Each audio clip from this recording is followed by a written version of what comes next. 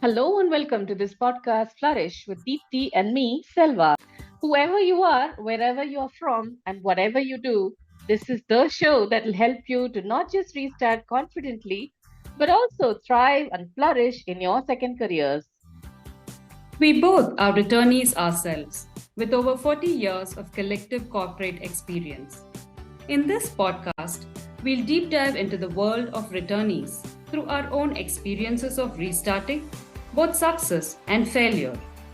We know what it takes to build, pause, and rebuild a successful career, all the while being parents, caregivers, and nurturing our families. And not just that, we also bring you expert interviews, research findings, and HR perspectives. If you are thinking of reskin, you've come to the right place. If you're wondering how to build that killer return to work resume, or crack that dream job interview, or even get an insider view of how a returnee gets hired, all that and more, we've got it all covered in this podcast. So, are you ready? Because it's time for you to flourish. Tune in to Flourish, a one of a kind podcast returning to work. And I'm Deepthi Rao, a tech professional, a return to work mentor, and a certified happiness coach. And I am Selvakani Selvaraj, a corporate HR expert, career success coach for women, and a certified psychologist. Welcome to yet another new episode of Season 1. So, we covered many aspects of returning in our previous episodes. In this episode, we bring you the expert interaction on being confident in your own skin, much important for all the returnees here. As we know, self confidence is a superpower. Once you start to believe in yourself, the magic starts happening. Research shows that 69% of women feel less confident after a career break. Many times, our confidence takes a hit due to our life circumstances, and a career break can further affect it. And we start harboring a lot of self-doubt. Our current situation becomes so much more overpowering that we forget the great past that we have had. Yes, so it's where we have Pooja Salwan here, who is the CEO and principal coach at Blue Ribbon Academy, a company that focuses on building confidence and public speaking. She has an MBA from ISB Hyderabad. She's also a certified public speaking coach from the University of Michigan. Welcome, Pooja. Pooja is a mentor of change with the Atal Innovation Mission from the Government of India's Niti Aayog. Very happy to be talking to you about this important aspect of confidence today, Pooja. Welcome on the show. Thank you. I'm so happy to be here. So, Pooja, let's start with you, right? What does confidence mean? Confidence can be different for different people at different times. It can be just coming out of your comfort zone and doing things, participating in activities you have never ever done. Not participating in activities you have never ever done. Not comparing yourself with others and then thinking less of yourself. Confidence is basically about how you feel about yourself internally and being comfortable in your own skin. So, Pooja, when planning to is, working on bringing back our confidence levels, how does one do this? We women have gone through times when we feel less sure of ourselves, and especially when we have taken a break and we are preparing to go back to work, we feel so even more because of myriad reasons. We compare ourselves with people or our peers who have not taken a break and have moved ahead. And obviously, we have taken a break, things over time, or technology is advanced. And for sales, the network of client is not relevant anymore. In that mind, if we are coming back after maternity, we are not sure of our decision in the first place. You need to remember that for whatever reason you're getting back to work, you're still the same person. Your ambition should not be ridden with guilt. You should be happy and content with yourself. And of course, try to be a better version. Each day is an opportunity to become better. Well said, Pooja. Each day is an opportunity to become better, and being content and happy is also equally important. So, what are the top three things you would recommend to keep? Uh, I'll just tell you a few simple things. First is write down your achievements and your past achievements. You will be surprised how good that will make you feel, and that will up your confidence very quickly. Second, brush up your knowledge. Very quickly. Second, brush up your knowledge. You want to show the world that you have been keeping up with the knowledge and they should not think less of you. And third, be firm with your choice. It's very important. Stick to your choice because no choice is right or wrong. Change it later. But if you've started on a path, be be confirmed on that path because that's what's going to take you further. That's very crisp and apt, Pooja. A very important part of how I present myself is my body language. To have the right body language, Did you know that in communication, what we mean by communication is mostly people think it's spoken words, but that's not true. 55% is body language. It's a very important component. So even if you are not speaking, your body is emitting subtle signs which tell people what you are thinking, even though you're not saying it. So, in our public speaking workshops, we do a lot of work on figuring out the subtle hints that our body language gives, both to showcase how we are being interpreted and what those small cues mean when you see somebody else. A positive body language is a must. How you greet someone so that the other person feels special and welcomed is a part of body language. Example I can think of is a simple handshake, which you will have to do when you go for interviews. A confident handshake is a way to assert yourself. You see a lot of women, they are very reluctant when they shake their hands with somebody. They generally just have their fingers with somebody. They generally just have their fingers they put their fingers on top of another person's fingers. That is not the way to shake hands. Be confident, look in their eyes, and give all of your palm to the other person to shake. Person knows that you're confident and you're happy to see them. The second thing about displaying a positive body language in conversation is when you are waiting in the interview room or outside in the reception, do not quickly take out your mobile phone and start looking at it. Instead, scan the room, smile at the receptionist, or if there are other people, smile at them. And if there is somebody else who has come for the interview, do small talks.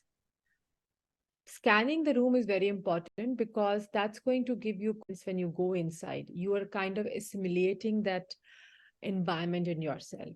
And the hormones which are produced, that will make you feel calmer. And the third thing is just have some happy thoughts. You can watch a video if that will help you. But before going, if you are very stressed, try watching something or reading something, and it will get you into a calmer mode. Yes, a good handshake is a good start.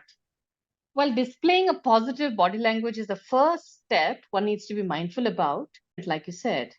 And for reading the room, it's about scanning or watching others in the room and watching their body language.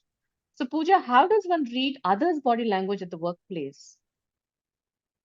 Won't it be very, very nice if you can judge what the interviewer is thinking, or either either he or she is liking what you're saying?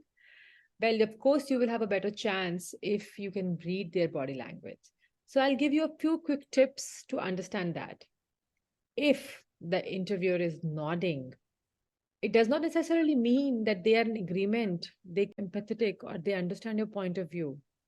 But if they are nodding, smiling, agreeing, or their body is facing you, which means their shoulders are towards you, you will know that you are on the right track. However, the moment they get disinterested, you will notice that by a change in tone. They might start looking at their phone, or they'll cut you off in the middle of the conversation. You need to heed these signs and change track. Also, a big tell is when people cross their arms. It's a subtle way of knowing that they don't agree to your point of view. That's right, Pooja. I mean, reading the body language of others around me in interviews, for example, can be very helpful. It'll also help you gauge, do you belong to that place or not? Have you ever felt uneasy in a place, even though everything hunky dory around? So these subtle hints can go a long way. It'll help you be better prepared. Right. So, sensing the place not just through your eyes, but also listening to your own instinct or intuition, what we call, is very core to feeling safe and comfortable. So, as much as you gain your own confidence in the new workplace, keep an eye out for reading others' body language and gain comfort based on your own judgment. And be assured to change tracks as need be.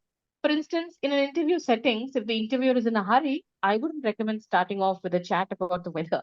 Or interest to know more about you as a person, I'd be happy to keep it casual and brief. To know more about you as a person, I'd be happy to keep it casual and brief. Keeping it casual reminds me of this funny incident. The first day at office after my maternity break, I actually showed up at the office gate with my bathroom slippers. I mean, yeah. So Pooja, dress to impress is, how does that help in building one's confidence? That's funny that you went in your bathroom slippers. I guess mommy brains. Well, dressing up doesn't mean that you have to be in sync with the latest fashion. It just means wearing it just means wearing clean ironed clothes. Every industry has some basic norm, and going with that will cover you for the interview. Going in home slippers is, of course, a no in this. And obviously, if you are on maternity break and you don't have clothes and you don't have time to go buy other clothes, please feel free to go in the maternity clothes, which are decent and more appropriate for office setting, of course. I remember I had come to India to meet my family in Bangalore, moving back to India at that time. So just to understand the Indian market, I had applied for a job, and luckily I got a call in same evening for an interview the next day. I didn't have much time, and I only had casual and party clothes because I had come to meet my family. So buy clothes, I spent my time with clothes. I feel that the interviewer was amused, but with my confidence in the interview and my answers, I think all of that was overlooked. Wow, that's quite an interesting meeting, I must say. But I'm sure you were carrying yourself with great confidence, even with the casual clothes, and had the great confidence, even with the casual clothes, and had the right body language and the tools like you read up about the company and so on. Tell us more. What else could really help our returnees? You are a brand. Think of what you want to be remembered as. What do you want people to talk to you about you? Live it that way. You can't be shabbily dressed and yet think that people will talk of you as elegant. There are lots of people in the industry, be it Sudha Murthy, Smriti Irani, or Usha Uttap. They have their own fashion statement and they carry it off very well. So be comfortable in what you like and wear those clothes. When you talk to people, you'll be surprised that your confidence will shine through and nobody will really notice those clean ironed clothes. That's true, Pooja. Like how you had mentioned earlier in this show about being comfortable in your own skin. That's important. Sharing a simple but powerful exercise with our listeners is to build self-confidence is Write down a list of different types of affirmatives from your own life, positive things from your own life. Repeat it time to yourself until you start believing in them. It's a tiny investment of your time, which can have big payoffs.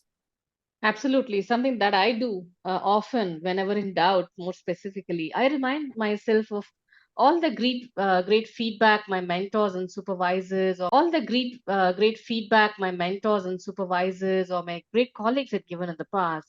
Sometimes even as early as my school teachers, school days, right? So it was time for, then I put it all together and then really repeat those affirmations. Something can be as simple as I am powerful, I am enough, deserve. All of this really helps me to bring my whole self confidence to the play there. What about you, Pooja? What worked for you? I agree with you, girls. Affirmations are very important. For me, I'd say just be yourself. Allow people to see authentic, wonderful. Always remember you have a lot to offer to the world. Just think, discover, get help from others if needed. Asking for help should not feel like step down. I am sure a lot of you would have read this book, The Secret. If you've not, you should. It says that if you really want, the universe will conspire to give it to you. Be yourself, be authentic, and things will start falling into place. Absolutely. It was so wonderful to have you today with us, Pooja. I'm sure our audience are taking as much as what you're sharing with us. Thank you again for your time. Lovely having you here. It was lovely being here. Thank you so much, Deepthi and Selva. And best wishes for Flourish. Thank you. Thank you so much, Pooja. Quoting the 13th century Persian poet Rumi, you are searching the world for treasure, but the real treasure is yourself. Your feedback is our inspiration. Be generous with your rating. We love 5-star ratings because it will help us reach many more women who are looking for that inspiration to restart. Remember to like, share, and subscribe to Flourish. We hope you liked our podcast. All we do in this podcast is to have meaningful conversations, speak to experts, and bring you the real stories of returnship. Look up our show notes for research links and our social media connects and today. Why just survive when you can thrive and flourish in your career? Bye, folks. Until the next time in our next episode.